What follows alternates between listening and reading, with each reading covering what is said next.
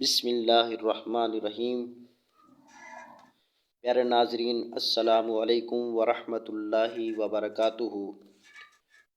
آج آپ حضرت بابا سدا حیات رحمۃ اللہ علیہ اور حضرت بابا بہادر شاہ رحمۃ اللہ علیہ کے دربار کی زیارت کریں گے۔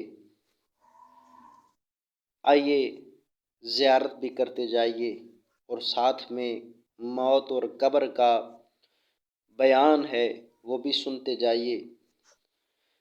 ہر شخص کی عمر مقرر ہے، نہ اس سے گھٹ سکتی ہے نہ بڑھ سکتی ہے۔ جب زندگی کا وقت پورا ہو جاتا ہے تو حضرت عزرائیل علیہ السلام روح نکالنے کے لیے آتے ہیں۔ اس وقت مرنے والے کو دائیں بائیں جہاں تک نظر جاتی ہے فرشتے ہی فرشتے دکھائی دیتے ہیں۔ مسلمان کے پاس رحمت کے فرشتے ہوتے ہیں اور کافر کے پاس عذاب کے فرشتے ہوتے ہیں۔ اس وقت کافر کو بھی اسلام کے سچے ہونے کا یقین ہو جاتا ہے، لیکن اس وقت کا ایمان معتبر نہیں، کیونکہ ایمان تو اللہ اور رسول کی بتائی ہوئی باتوں پر بے دیکھے یقین کرنے کا نام ہے۔ اور اب تو فرشتوں کو دیکھ کر ایمان لاتا ہے۔ اب جب وہ فرشتوں کو دیکھے گا تو ایمان کہے گا میں ایمان لایا، لیکن اس وقت اس کا ایمان لانا معتبر نہیں ہوگا۔ اس لیے ایسے ایمان لانے سے مسلمان نہ ہوگا۔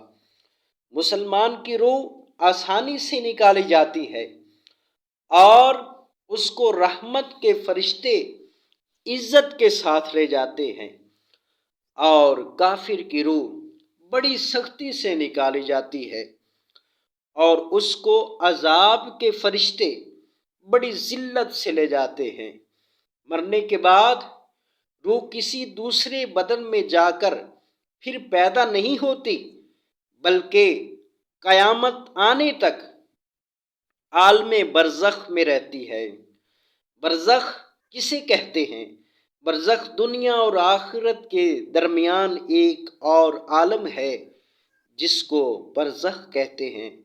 مرنے کے بعد سے قیامت آنے تک تمام انسانوں اور جنوں کو حسب مراتب اس میں رہنا ہوتا ہے۔ تو پتہ چلا کہ جب روح بدن سے نکلتی ہے تو کسی اور بدن میں داخل نہیں ہوتی، اور جو یہ عقیدہ رکھتا ہے کہ روح کسی اور بدن میں داخل ہو جاتی ہے تو اس کا عقیدہ جھوٹا ہے، اور یہ عقیدہ رکھنا انسان کو کافر کر دیتا ہے۔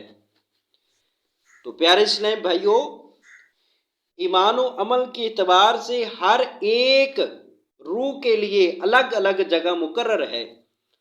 قیامت آنے تک وہی رہیں گی، یہ جو روحیں ہیں قیامت آنے تک وہی رہیں گی۔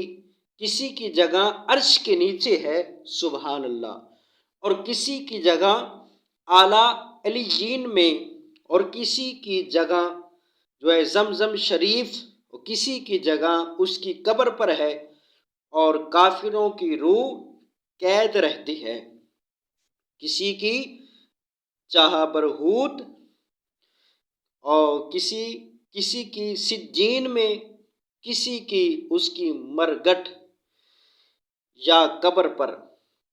تو کافروں کی جو روحیں ہیں ان کو تو عذاب ہوتا رہتا ہے، اور مسلمانوں کی جو روحیں ہیں، نیک مسلمانوں کی روحیں، ان کو عذاب نہیں ہوگا، بلکہ ان کے مراتب ہیں جہاں جہاں ان کی روحیں رہیں گی ان کو بالکل عذاب نہ ہوگا۔